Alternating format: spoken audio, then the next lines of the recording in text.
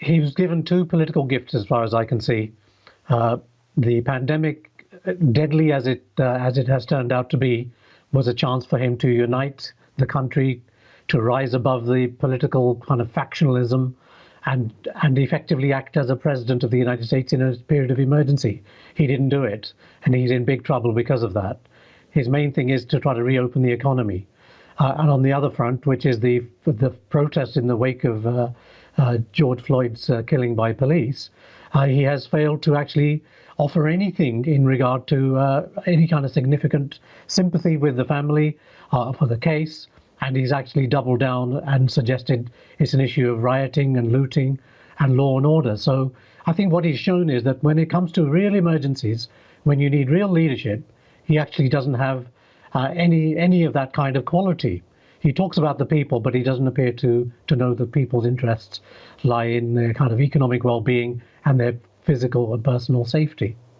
Black Lives Matter has certainly gained momentum in the United States, and President Trump has had some very questionable tweets while the movement has unfolded. What is that going to mean? Because it felt as though he was appealing to the base. Is that going to count come polling day? Will the base carry him across the line? Or do you think the movement is now so great across political lines that it will make a difference come polling day in November? I think it has already made a difference. We've seen in every single state, practically every nook and cranny of the United States, protests against police violence, and public opinion polls for the last few weeks have shown that the majority of Americans, including a very high proportion of Republicans and so on, see police violence and racism as the two really large issues. Whether that will necessarily take them away from voting in November for President Trump, that's a different question. But quite what it's done is it's shaken a lot of people's support for him. And I think a lot of people who are independent, a lot of people who are in office in Republican states are having to defy President Trump in order to actually sort of safeguard their people and so on. So I think it is having a big kind of effect. What it's mainly done, it's mobilized a kind of pent-up political grievances which have built up for the last 3 years or so. And I think, there's one thing is the personality and so on of President Trump. But the second thing is he does have a sort of belief system in that the state really ought not to be doing too much. The state isn't responsible. He isn't responsible. In effect, the federal government can step back and the market and other forces can take control. And I would trace that back to Ronald Reagan's inaugural speech in 1981 when he said, government isn't the solution to the problem, government is the problem. And I think that broad belief that the market is the primary sort of driver of what goes on inside any country, I think that has found grotesque representation or manifestation in President Trump, probably the most extreme you could find probably in any leader in the United States anyway.